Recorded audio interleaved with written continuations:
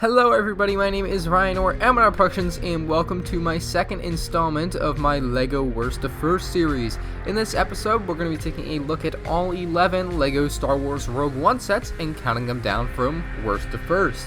So, if you enjoyed the video, please leave a like down below, it would be greatly appreciated, and if you have anything to say about my list or about anything else in this video, go ahead and drop a comment down below. Again, I'm not perfect, so you don't have to scold me in the comments if I make a mistake or two. Just let me know once, and that will be just fine. And if you enjoyed the video, of course, subscribe if you haven't already, because I've been making a lot of videos lately, so keep your eye out for more.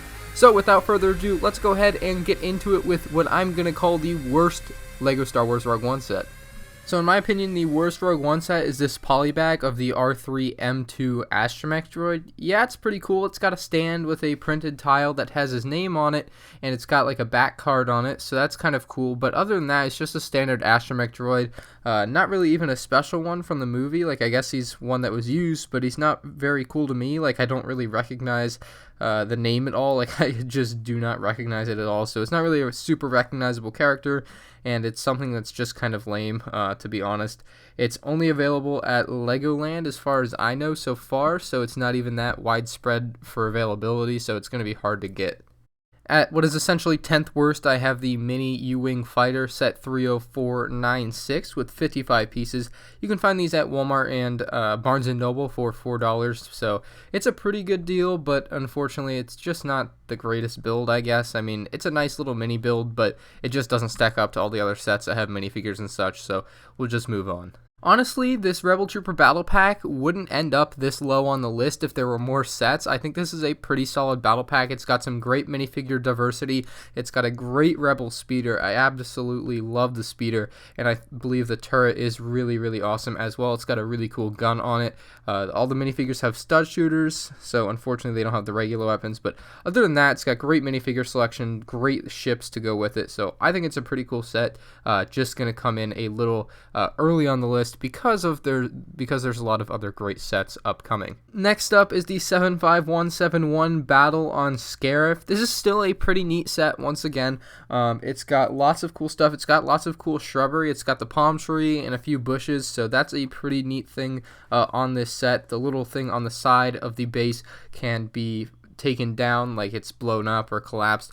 The center area of the landing pad can also be blown up with those two little squares you can see in the center of it. You just push down on them and those tiles will fly up. It comes with an orange crate that will go well with the Imperial hover tank that we have up next on the list, so it kind of works well with a set like that.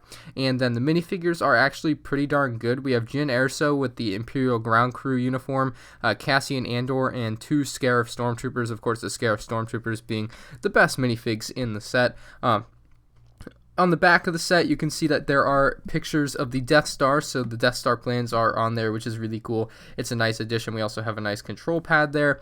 You get a few regular weapons with this instead of stud shooters, which I like to see.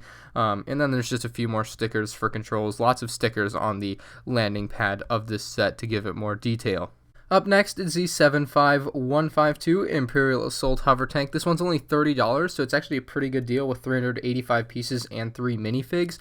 It's got a really neat compact design, and it has wheels on the bottom, which allows you to roll it on a lot of hard surfaces, which is nice as well.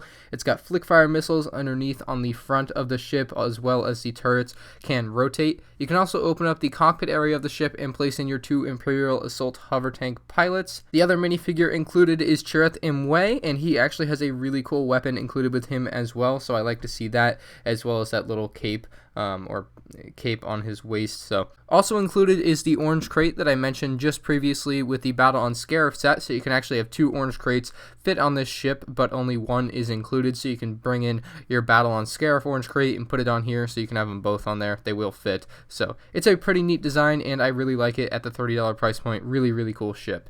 Next on my worst to first list is the 75154 TIE Striker set for $70 and 543 pieces. A lot of people feel that this set is a little bit expensive for its piece count, but I feel like it still presents a solid value. It's got 4 pretty cool minifigures. I mean, nothing that really blows me out of the water. The Imperial ground crew member, the Rebel Trooper, the Shore Trooper, which is obviously going to be probably the best minifigure in this set, in my opinion at least, and then the TIE Striker pilot, which is essentially basically a TIE fighter pilot. just like the same thing. The TIE Striker itself, though, is a really good design. It's really strong, sturdy, well built, very heavy. Not really going to break apart in your hands, which is good. The wings on the sides can fold up and down, or can move up and down. They don't really fold, but they move up and down as you want them to. There's printed pieces and stickers on the top of the set for detail. The cockpit in the front will open up with the front windshield, and the top thing, you can open it up and put in your TIE Pilot very simply. Underneath, you're going to find a couple of spring-loaded missiles, and then in the back you'll find a storage compartment for your weapons, for your pilot and your shore trooper as well. So a pretty neat little set. Definitely could have been cheaper, but if you find it on sale, it's still a good deal. But anyway, next up on the list is going to be your Imperial Trooper Battle Pack, the 75165 set. This is a really good deal for $15, even though I was able to get them for $10. I think still at $15, this is a really good set. It's got a really neat walker. It's a little bit of an odd design, but I think that makes it more unique. The minifigures included are 2 regular Stormtroopers and 2 regular Death Troopers. Of course, 2 Death Troopers are what everyone's after. They are really awesome minifigures. I love the little green at the front, gives them that menacing look, and of course the Stormtroopers are really cool as well, and they'll have the regular Stormtrooper head underneath. The Walker's guns on the sides are posable, as well as the legs, and there's a couple of stud shooters on the sides of the Walker. The only reason I don't really like this set, I mean one of the knocks against it rather, would be that all the minifigures have stud shooters. I wish that some of the minifigures had regular weapons or something else instead. Getting into the final 4 here, we have the 75153 Tst Walker with 449 pieces, 3 minifigures, and will set you back $40 at the LEGO store. So it's a pretty good price for piece count there. The Walker itself is a really good and well-built Walker, very well designed. The top compartment you can open up 2 ways. You can open up the little circle hatch, or you can open up the whole thing at once if you so choose, and that allows you to have access to the pilot area where you can put in your Tst driver. He fits in there just fine. Plenty of room for him. You get a thermal detonator in there, as well as some other things. You get a nice control panel which has a sticker on it. It comes with a regular gun, and the printing on top of his helmet looks absolutely stellar. The other minifigure included is going to be Baze Malbus, and Baze Malbus, of course, only comes in this set, but he's got an awesome weapon, as well as the printing on him, I think, just looks really good. I think he's a great-looking minifig. And then the other minifigure is going to be a Rebel Trooper, so more specifically, Lieutenant Cephala. So a very neat set. Of course, the legs are posable, not as posable as I would like them to be. You can't really move them all too much, which really sucks, unfortunately, but it's still a very well designed set. On the back, you can also spin the head left and right by moving that little knob, and then you can fire some spring-loaded missiles by pushing in those 2 cone pieces in the back. So a very cool set indeed. It's going to come in at the 4th best set. At 3rd best, I have the 75155 Rebel Ewing Fighter. It has 659 pieces, 5 minifigs, and retails for $80. Now, even though the piece count is a little bit low for $80, I think the set is still definitely worth $80. It's very big. Like the weight of it is definitely there, so it's really cool. The side wings, I guess, can open up. You can open them up and put them into a different flight position.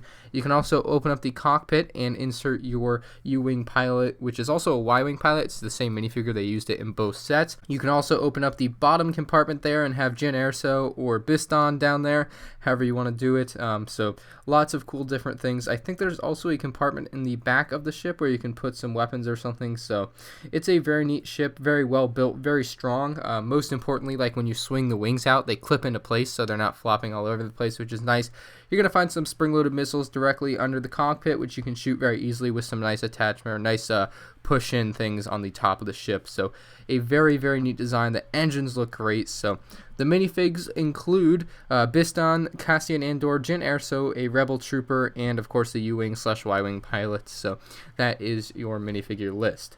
At 2nd best, I have chosen the 75172 Y-Wing Starfighter. It includes 691 pieces and 5 minifigs, all for the low price of $60. So it's got a great price per piece count, and it's got some good minifigures. The minifigures are a regular Stormtrooper, the Ewing / Y-Wing pilot that we just had with the Ewing, and a Rebel astromech droid, Admiral Raddus, and Moroff, who we barely ever see in Star Wars Rogue One.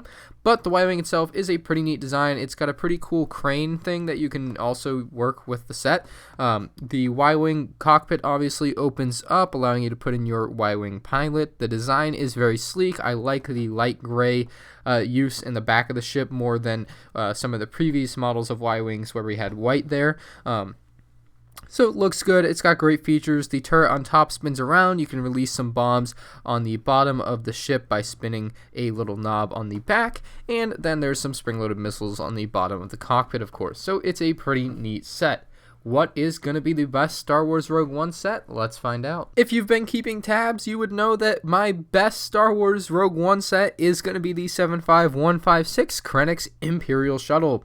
It has 863 pieces, 6 minifigures, and will set you back $90. The minifigs included are Director Krennic, K2SO, Bodhi Rook, 2 Imperial Death Troopers with the little pauldron, and Pow without the sticker on the back of his backpack thing. The design of this ship is absolutely amazing. I love the all black. It's very, very sleek. It's got great features as well, which is important. You can open up the whole body of the ship essentially, and it reveals an area where you can put Director Krennic and his 2 Imperial Death Troopers. It's very, very cool, very spacious, which is very awesome. You can put in the Imperial Death Troopers weapons. There are some control panels for Director Krennic, and I also really like his little seating area. I think it's pretty neat. It's got just a lot of little curves to it, which look pretty cool. So again, the all black design looks amazing. The wings actually fold out in a very neat way. Not the way they fold out, but the way they're held in place is really good.